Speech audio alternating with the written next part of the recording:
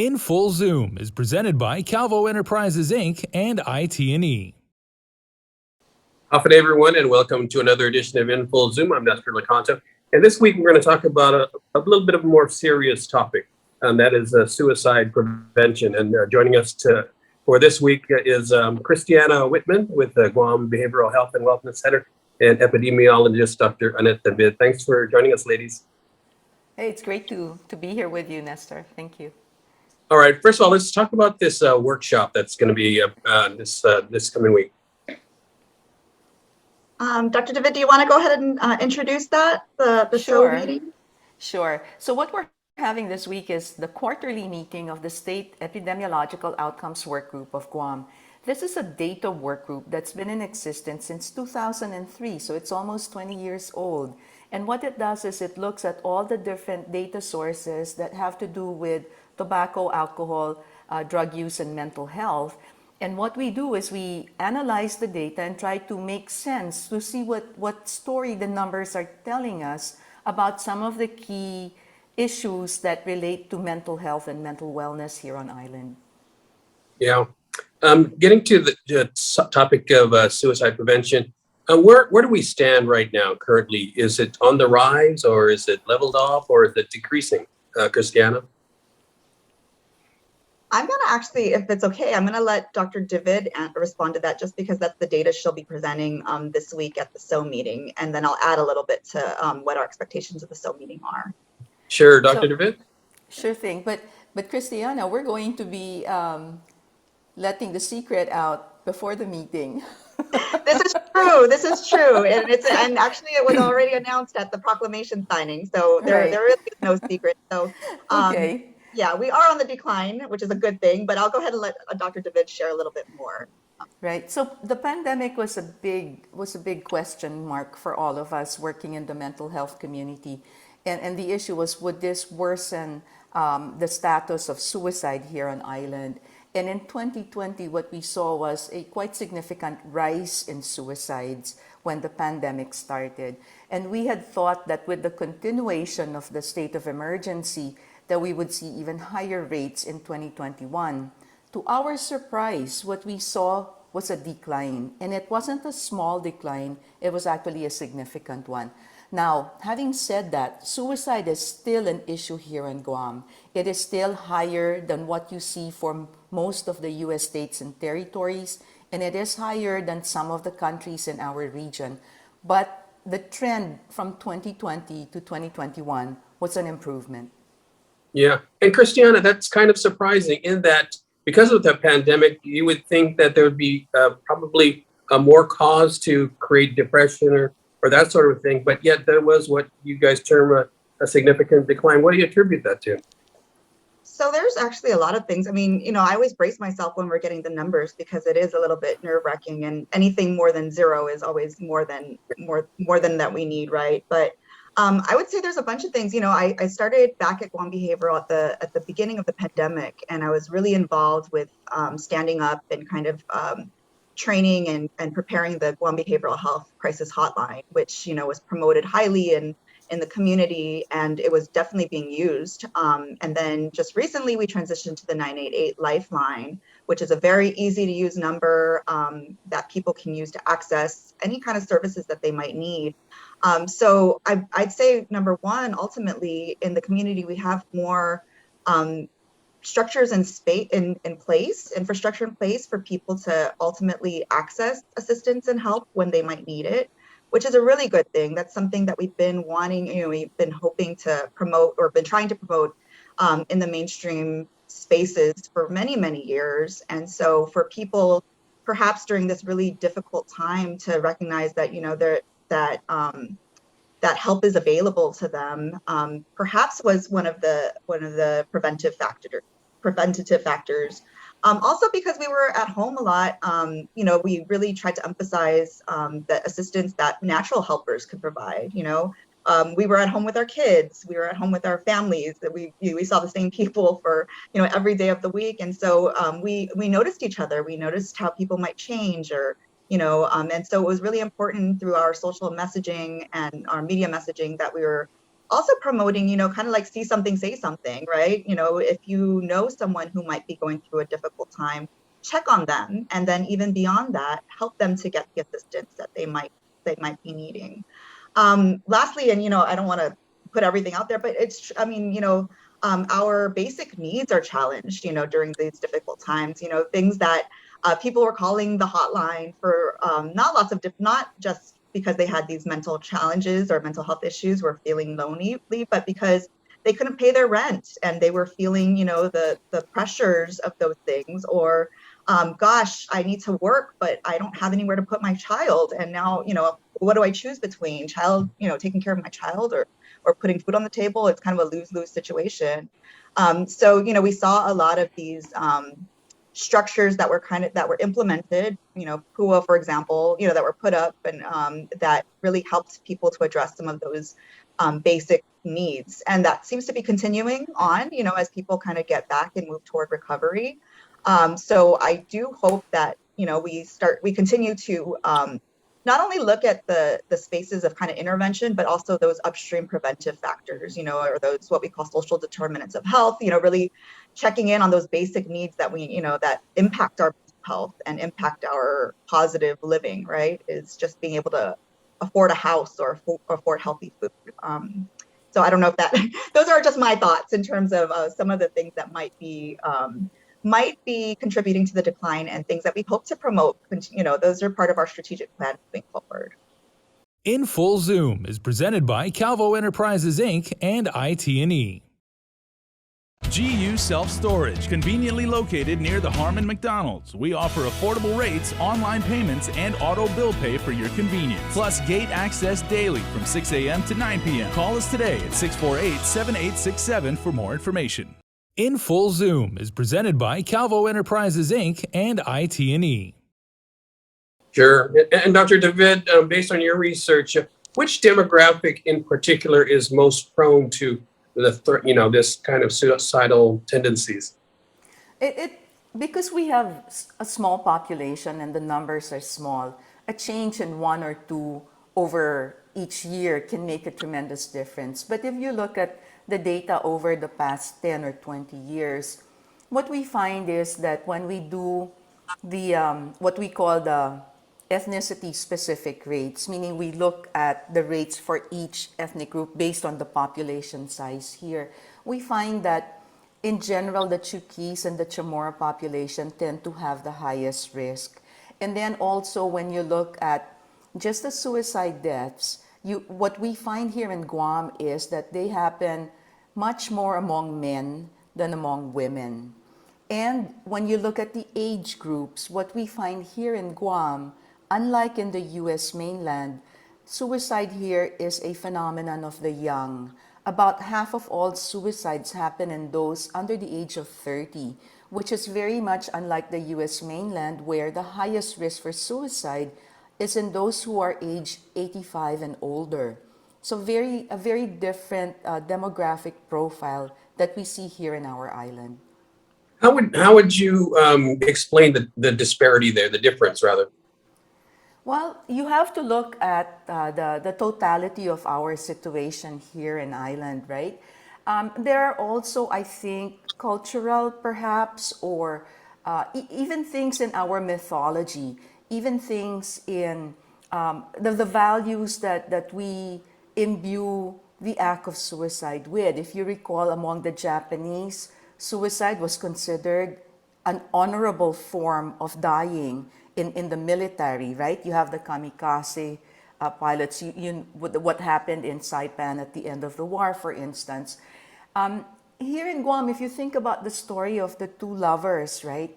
How suicide becomes imbued with that sense of defiance against a foreign imperial power. That perhaps may color how we view the act of suicide. But I think also, very importantly, when we look today at the profile of suicide, we find that unlike in the rest of the Asia-Pacific region, where it's financial or work-related issues that appear to drive suicide risk, here it has to do with the quality of our relationships. Whether it's relationships with our families, with our significant other. So I think, looking at the phenomenon of suicide today, what it really points us to is to have interventions in place that help us to foster healthier relationships, that teach us skills that come into play when we negotiate our relationships, so that we can mitigate the risk. I think what was interesting about this year's profile, though, as Dr. Kristianna had mentioned, is the importance of the link between social determinants, the quality of life for those basic needs, and suicide. One insight that I had was, in the past, we always would say, depression is a risk factor for suicide.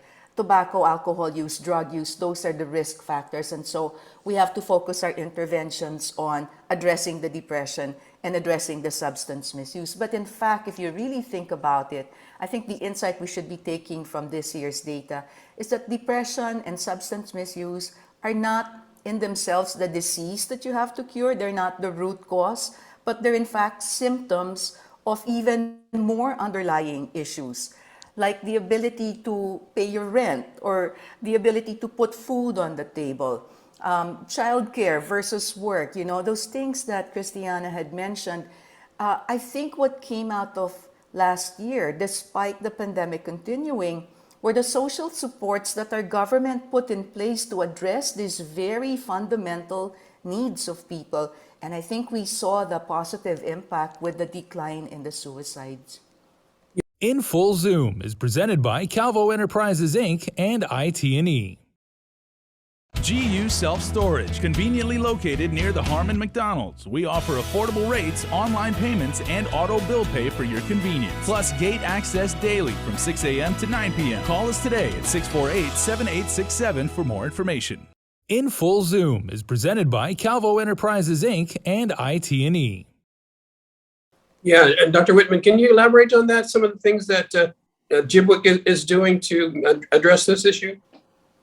Yeah, absolutely. So when we think about just, again, access, so I think the biggest access point would be our hotline, right? So our lifeline, just being able to stand that up on time with the rest of the nation was a huge win. We have other areas in the region that weren't necessarily able to completely transition. And now you can even use the text and chat line from Guam. It won't be answered by the local center, but by the end of the year, we're hopeful that the local center will be the one to respond to these chats and texts. So that's really ahead of the curve in terms of, a lot of the other spaces or centers that are working on 988.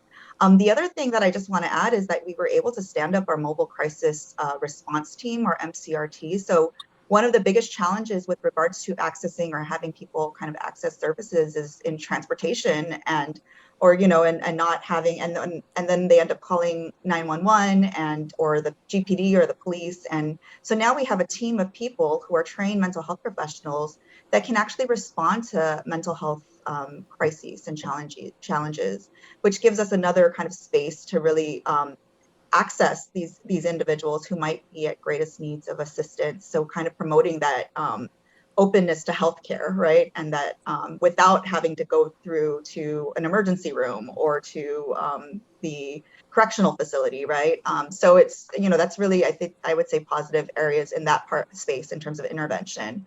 In terms of prevention, I'd say one of the things that we were able to do over the summer was we had an intern who did focus groups for reaching the youth and young adults and kind of what messages that they wanted to share or wanted to hear with regards to mental health promotion and suicide prevention. And one of the big things that came out of those conversations was that they wanted to feel that the conversation was not commercial, or they wanted it to feel very human and personal. So instead of promoting very kind of generic messaging in the social, in our social marketing campaigns, they wanted stories, personal stories of what people had experienced and what have. Yeah. So it was really a kind of a powerful conversation, but it also reminded us that Guam is a small community, and they want, it's not as beneficial to have these kind of huge outreach activities, but to have more small groups where we're able to engage in these kind of rich, intimate conversations about what it means to access care, or what it means to be sad, or what it means to feel challenged during a difficult time. And that can really help to kind of amplify the messaging versus having these kind of large scale, campaigns or marketing or outreach events that maybe, drive hundreds of people, but don't really get that intimate relationship or conversation going. So that's something on Jibwick's end that we're focusing more on during the month. So we actually do have a film screening that we're doing that I'll kind of put the registration link in the chat for you to share, and then we'll be promoting it over the month. But things like that, we're kind of working in smaller, kind of more focused groups, those spaces that are typically more marginalized or hard to reach, to kind of have small focused outreach, in terms of instead of kind of huge group activities, still promoting our access to services online and through social media, but kind of really being more focused, if you will, on some of the spaces that we've been maybe missing in previous years, and we really want to kind of bring them back to the table and remind ourselves and remind them that we want them to be here. We want them. Kind of our messaging is to please stay. People have. We will find and figure out how to get you the resources you need to help and live and thrive. But first, you need to kind of stay with us and be here. And so that's kind of where we are with regards to Jibwick and our use of the data to inform our prevention and intervention practices. That's very interesting. The point you made about them wanting to hear more personal stories. Is that because it enables them to relate to it better? Absolutely. You need to have that feeling of connection, right? So, and I think you need to be able to know that someone else like me maybe has been through something and has been able to get through it, right? Has experienced something similar.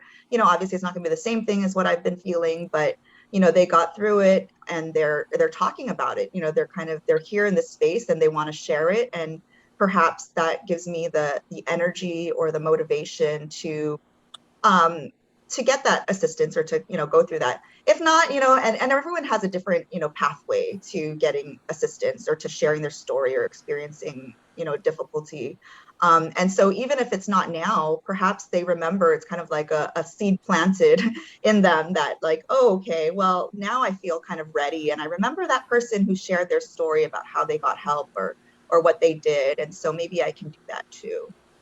So yeah, it's definitely something to remind ourselves, and it's very empowering for the person who does, choose to share their story.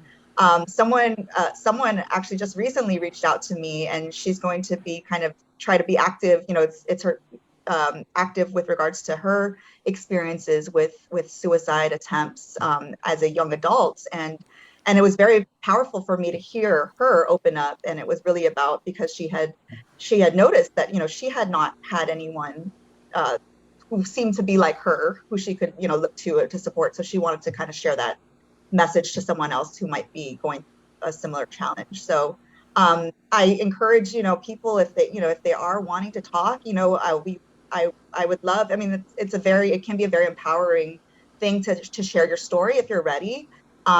And it could be very powerful for someone else to hear also. Sure. And Dr. David, is there a stigma, or has there been a stigma attached to being able to reach out to someone and tell them about, maybe the loneliness or depression or anxiety that you're going through? I think there's always that fear, right? And that sense of isolation. I think underneath all of our suicides was the feeling that I'm all alone, I'm all by myself, and I can't handle this. And in fact, that is something that we want to overcome. We want everyone to know that there is hope, that there are many of us going through the same issues, and that we can all reach out and help each other, and help is there. I think also very importantly, Nestor, on one hand, Jibwick is doing so much of the outreach and the prevention and the services. And I think one thing that Dr. Kristianna said that is very important is opening up the access to everyone to services, right?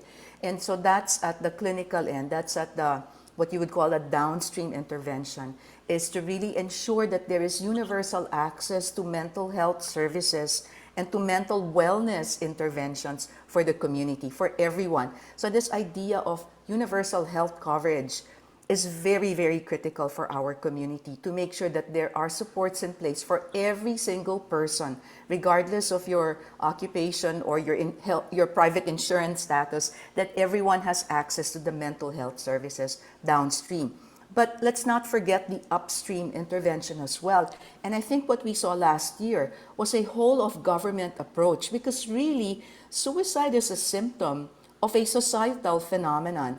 And mental health, the department by itself can't really provide all the answers. And so we need to have this, what we call the whole of government approach, where you have a consolidation of the support services that people need to live a life of dignity. So whether it's providing child health care services for mothers who work, or rent assistance for people who lost their jobs because of the pandemic, or the PPP protection for the small businesses who couldn't keep open during the pandemic. All of these, this package of services was really fundamental. And they're not really health services per se, but they address those upstream reasons for feeling depressed, those reasons for feeling fearful. And so having the two together, downstream the clinical access and the universal health coverage, and then upstream the whole of government approach, so everyone has a chance to live a life of dignity. Those are very critical, I think. In Full Zoom is presented by Calvo Enterprises Inc. and IT&E. GU Self-Storage, conveniently located near the Harmon McDonald's. We offer affordable rates, online payments, and auto bill pay for your convenience. Plus gate access daily from 6 a.m. to 9 p.m. Call us today at 648-7867 for more information. In Full Zoom is presented by Calvo Enterprises Inc. and IT&E. Yeah, and Kristianna, I know we've reported on this many times through the years, but what can family members do to help? How can they recognize a family member who may have, those kind of suicidal thoughts or tendencies? I think the first thing, I mean, it sounds very basic, and no one needs to go to a training for this, but is to listen, right? As especially as a parent or as a best friend or partner, it's really scary, and it might feel out of character for that individual, but I think essentially to listen to where they're coming from and what they're experiencing, without kind of jumping to, oh no, don't do that, or don't think that, or you have a great life to live, what are you thinking, any of those kind of comments that we might jump to because we want to essentially save that person that we care about. It's really important to just listen to them and hear what they're feeling. You can't experience what they're feeling, but to hear what they're feeling. Then with the next thing would be is to know what resources you have available in the community. And so, I get these questions often, where do I go? I mean, you can call 988 on behalf of a family member or loved one if you're not sure what to do. So that could be the easiest kind of access point. I always try to see, who are they connected with, especially as a parent. You might not be the one that they want to talk with about the situation, but they're letting you know, right? And so it's really important to honor that kind of conversation and that openness that they're having with you, and to see who is it that they do connect with. Is there a teacher? Is there a school counselor? Is there a friend, that they might trust a little bit more, or an aunt that, that you are okay and comfortable with, and kind of being able to say that's okay if I'm not the person that they want to talk with about, those difficult or have those difficult conversations with. I feel very honored that I've actually been that person in some of my family situations where people have said, so-and-so has this challenge. Can you kind of be that person and just let me know if there's anything that I need to be more alert about, or, if they need additional challenges. And I know that, especially if that's the parent of the person, that can be very difficult to kind of let go of that, that hook, right? Being that person. But the other thing is also just to kind of know, not everyone needs that, I guess, clinical support. Like Dr. David mentioned, all these upstream prevention factors, kind of knowing what's available in the community. There are so many community activities and resources that have been available. So put forth. I mean, I find things, every now and then people are coming to us for outreach activities. I'm like, gosh, I didn't even know some of these things existed. So kind of knowing, what's available, so that you or people you care about can connect, even in like I said, not necessarily in a clinical space. So those are some of the things. The other thing, I mean, kind of additionally, if you are really driven or motivated, and we encourage everyone to get some form of formal support in suicide prevention, that Guam Behavioral Health does offer a number of different free trainings. One of them is called START, and that is an online training that's available and you can complete on your own time. You can email us. I think I put the email address in the chat so that you can share it. But if you email us, we can give you an access key to that training. It's independently done and it's very current. And then we have some community-based in-person trainings if people want more interaction, or just need or even are a little bit more ahead of the game and want more skills-based training. And we're going to be offering 2 of those trainings in the Community Safe Talk, which is a 4-hour training, and then Assist, which is 2 full days. And so they can contact us at that email to get registered for those trainings also. All right, in the couple of minutes left, Dr. David, what do you hope will be the takeaway from this workshop?